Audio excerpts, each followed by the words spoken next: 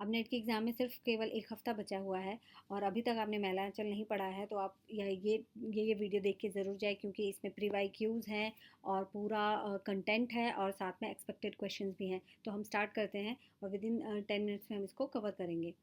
तो मैलांचल का जो लेखक हैं फणीश्वर रेणु जी हैं और 1954 में आया था। ठीक। अब हम मैलांचल के प्रकाशन वर्ष का बता देते हैं। प्रकाशन वर्ष 1954। प्रकाशक कौन है, ये क्वेश्चन आ जाता है कई बार। राजकमल प्रकाशन, पटना। प्रथम कौन, दिल्ली। स्थान, ये अब मैलांचल की कहानी जो है वो कहाँ की है, कहाँ की बताते हैं, वो है मेरीगंज गांव की, पूर्णिया जिला, बिहार। लेकिन ये जो वास्तविक पे आधारित है, ठीक है, काल्पनिक है वैसे तो ये, लेकिन है ये वास्तविकता पे आधारित कि गांव की परिस्थिति कैसी थी। काल की बात करें तो 1954 में अगर ये आई है तो 1947 के स्वतंत्रता के बाद का जो ग्रामीण बिहार था उसके बारे में बताया है, 1948-1950 के आसपास का।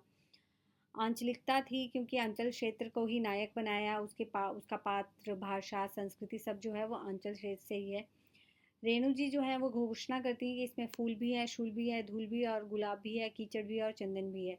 ये इन्होंने भूमिका में लिखा है। तो ये एक बार कई बार ये पंक्ति डायरेक्ट पूछ ली जाती है तो आपको याद रखनी है। इसके महत्व की बात करें तो हिंदी की प्रथम तथा श्रेष्ठ आंचलिक उपन्यास इसको माना जाता है। प्रेमचंद के बाद का ये नया मोड़ था। आलोचकों ने इसे गोदान के बाद हिंदी को दूसरा संपूर्ण सबसे महत्वपूर्ण जो है वो उपन्यास माना है मैलांचल को। अब हम लोग कथा वस्तु की अगर बात करें तो मेरीगंज में आगमन हुआ है डॉक्टर प्रशांत का। शहर से पढ़कर आया हुआ एक युवा डॉक्टर है। गांव में उसका किसका मलेरिया का इलाज करने आता है। बाद में उसको कमली से प्रेम प्रेम हो जाता है। तहसीलदार की बेटी जो है कमली से उसका तहसीलदार की बेटी है कमली, उससे प्रेम हो जाता है, लेकिन जाति और सामाजिक दबाव की जो है उनके शादी की बाधा होती है। राजनीतिक संघर्ष भी बहुत था। कांग्रेस, सोशलिस्ट और आरएसएस का जो है आपसी संघर्ष था और गांव की अलग राजनीति थी। गांधीवादी बामन दास जो है वो गांधीवादी कार्यकर्ता हैं, त्याग और आदर्श का प्रतीक है। अंत में वो जो है बाद में वो शहीद हो जाते हैं बावन दास। तो कई बार पूछ लिया जाता है बावन दास कौन था और अंत में क्या वो जीवित थे या शहीद होते हैं। इसमें जाति प्रथा, छुआछूत, जमींदारी, अत्याचार, ये सब चीज़ें इस उपन्यास में एकदम दिखाई गई हैं। और लोकगीत, त्योहार, ग्रामीण रीतियाँ, ये सब जो है ये मेला आंचल के ही रंग है। और प्रशांत और कमली का मिलन जो है अधूरा रहता है। गांव बदलता भी है और रुकता भी है। अंत में ये होता है कि प्रशांत का और कमली का यानी कि तहसीलदार की बेटी का मिलन नहीं होता और इनका गांव बदलता भी है लेकिन साथ में रुकता भी है। अब हम लोग पात्र की बात कर लेते हैं। तो मुख्य पात्र जैसे मैंने बताया डॉक्टर प्रशांत व कमली। ठीक है, डॉक्टर प्रशांत जो है नायक है, शिक्षित है और आदर्शवादी है। शहर से आके गांव में सेवा कर रहे हैं क्योंकि वो मलेरिया का उपचार करने आए हैं। कमली से उनको प्रेम हो जाता है लेकिन जाति जो है वो बाधा डालती है इनके प्रेम में। और परिवर्तन का ये प्रतीक है, लेकिन वास्तविकता से जो है इनका टकराव होता है। कमली जो है वो विश्वनाथ तहसीलदार जी हैं उनकी बेटी है। सुंदर है, सरल है, ग्रामीण प्रशांत से प्रेम करती है, लेकिन समाज के दबाव में वो पिस्ती नारी का प्रतीक है। बावन दास जैसे मैंने आपको बताया है कि बाद में ये जो है ये गांधीवादी हैं और ईमानदार कार्यकर्ता हैं। और ये एक षड्यंत्र का शिकार हो जाते हैं। बाद में इनकी मृत्यु हो जाती है और इनके अंदर नैतिक साहस और आदर्श का प्रतीक माने जाते हैं। बालदेव जो हैं एक करेक्टर बालदेव जो युवा नेता हैं और जमींदारों से जो है ये संघर्ष करते हैं। तहसीलदार जो है वो भ्रष्ट हैं। कमली के जो पिताजी हैं तहसीलदार विश्वनाथ जी, वो जो हैं वो भ्रष्ट हैं, जमींदार हैं और षड्यंत्री हैं। काली टोपी वाले जो हैं वो आरएसएस के कार्यकर्ता हैं और राजनीतिक विरोध सोशलिस्ट ये और कांग्रेसी आरएसएस, ये तीनों का आपस में संघर्ष होता रहता है। इसमें महिला आंचलिकता कैसी है, लोक संस्कृति कैसी है, सामाजिक यथार्थ, ये तीनों के बारे में बताया गया है। प्रतीक जो है मैला आंचल वो है मिट्टी सना हुआ दामन, मतलब मिट्टी से सना हुआ दामन ग्रामीण भारत की दीनहीन स्थिति को बताता है। राजनीतिक चेतना इसमें स्वतंत्रता के बाद का जो मोहभंग है, नेताओं का स्वार्थ है और आमजन जो मतलब आम जनता जो है उसकी पीड़ा दिखाई गई है।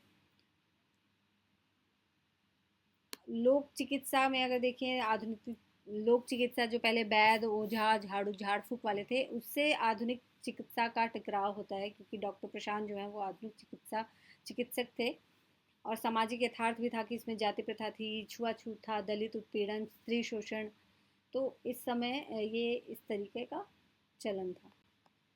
भाषा शैली की बात करें तो भाषा जो थी वो हिंदी, मैथिली और भोजपुरी और स्थानीय बोली का अद्भुत मिश्रण है। इसमें लोकोक्तियाँ और मुहावरे हैं, ग्रामीण भाषा की जो जीवन देती है वो है। और साथ में वर्णात्मक शैली है, प्रकृति का मानवीकरण है, दृश्य चित्रण की अद्भुत क्षमता है।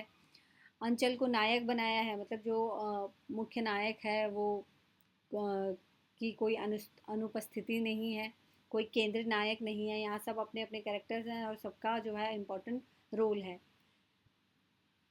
और साथ में ये जो है हिंदी का ये पहला आंचलिक उपन्यास है। इलाचंद जोशी जी ने जो इसमें थोड़ी सी अभित्रता है उसकी आलोचना की है। अब इम्पॉर्टेंट फैक्ट्स जान लेते हैं जो एनटीए कई बार पूछता है। तो प्रकाशन वर्ष जो है 1954 है। पहला आंचलिक उपन्यास है, ठीक है। ये विवादित भी है, लेकिन कुछ राग दरबारी को मानते हैं, लेकिन नेट जो है वो मैला आंचल को ही करेक्ट आंसर मानता है। फणीश्वर नाथ रेणु जी के बारे में बात करते हैं तो उनका जन्म जो है वो 4 मार्च 1921 को हुआ था और उनकी मृत्यु हुई थी 21 अप्रैल 1977 को। और बाकी इस अंचल में धूप भी है, छाँव भी है, सुख भी है, दुख भी है। ये जो है इनकी भूमिका में इन्होंने लिखा था। और मैला आंचल जो है वो माटी की सदी, गंध और पसीने की खरी गंध का उपन्यास है।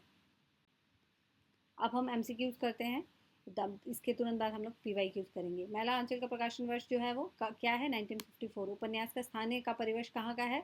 तो कहाँ का परिवेश है?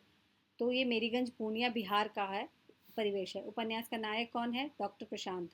वैसे तो बहुत नायक है, लेकिन डॉक्टर प्रशांत जो है वो नायक है। पवन दास किस विचारधारा का प्रतिनिधि थे? तो वो गांधीवादी थे। मैला आंचल किस प्रकार का उपन्यास है? तो मैला आंचल ऐतिहासिक नहीं है, मनोवैज्ञानिक नहीं है, राजनीतिक नहीं है, वो आंचलिक उपन्यास है। कमली जो है किसकी बेटी है? कमली जो है तहसीलदार जो है विश्वनाथ जी, उनकी बेटी है। रेणु की भाषा किस बोली का मिश्रण मुख्यतः है? तो मैथिली और भोजपुरी का मिश्रण है। नेपाली क्रांति कथा किस विधा की रचना है? ये आप कमेंट सेक्शन में बताएंगे। रेणु ने पद्मश्री क्यों लटाई? ये क्वेश्चन पूछ सकते हैं कि क्यों लटाई उन्होंने? आपातकाल का विरोध करने के लिए, इमरजेंसी जब लगी थी इसका विरोध करने के लिए। परती पर कथा उपन्यास की विषय वस्तु क्या है? ये क्वेश्चन जो है वो पूछ सकते हैं। जमींदारी उन्मूलन व ग्रामीण विकास के लिए। मैला आंचल की इन 3 राजनीतिक शक्तियों का संघर्ष किसका है? कांग्रेस का, सोशलिस्ट का और आरएसएस का। उपन्यास में आंचलिकता का क्या अर्थ है? आंचलिकता का क्या अर्थ है? किसी विशेष क्षेत्र की भाषा संस्कृति में को केंद्र में रखना। फिर उपन्यास में काली टोपी वाले किसका प्रतीक है? आरएसएस कार्यकर्ताओं का। ठुमरी जो है कहानी संग्रह किसकी है? फणीश्वर नाथ रेणु की। और ये देखिए, ठुमरी कहानी संग्रह पूछ लेना तो इनके बारे में, फणीश्वर नाथ रेणु के बारे में पूछ सकते हैं। किस आलोचक ने मैला आंचल को हिंदी का प्रथम आंचलिक उपन्यास कहा? तो किसने किया है? नलिन विमोचन शर्मा जी ने प्रथम आंचलिक उपन्यास कहा। उपन्यास में प्रशांत किस बीमारी का इलाज करने के लिए आता है? तो मलेरिया का इलाज करने के लिए आता है। मैला आंचल की भूमिका में रेणु ने स्वयं को क्या कहा है? इन्होंने फूल भी कहा, इसमें उन्होंने कहा है इसमें फूल भी है, शूल भी है। रेणु किस आंदोलन में सक्रिय थे? 1974 में। तो किसमें थे? जेपी आंदोलन।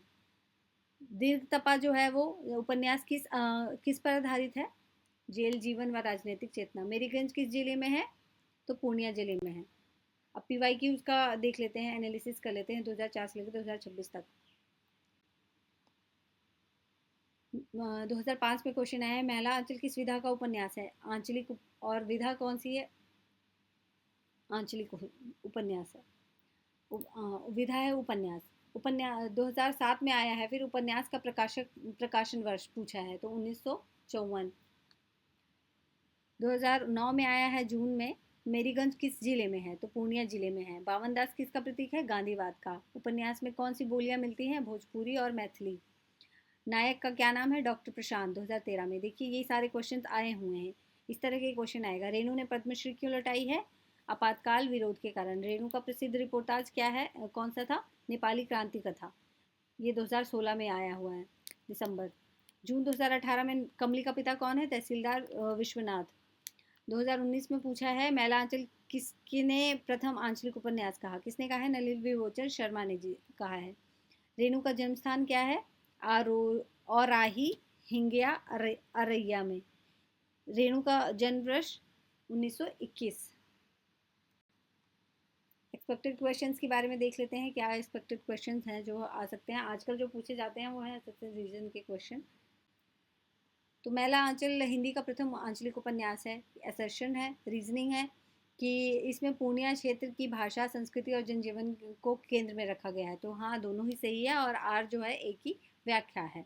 दूसरा है क्वेश्चन, रेणु ने पद्मश्री स्वीकार की थी? नहीं, ये गलत है। रेणु ने पद्मश्री स्वीकार नहीं की थी, उन्होंने लौटा दिया था। उन्होंने आपातकाल, हाँ ये, हाँ नहीं, हाँ बात ये सही है, उन्होंने स्वीकार तो किया था लेकिन उन्होंने आपातकाल के विरोध में 1975 में पद्मश्री को लौटा दिया था। मैला आंचल के में अंचल स्वयं नायक है और दूसरा रीज़न दिया है उन्होंने, उपन्यास में कोई एक केंद्रीय नायक नहीं है। दोनों ही सही है कि अंचल स्वयं जो है वो नायक है इसमें और कोई भी केंद्र नायक नहीं है। तो all the very best, thank you.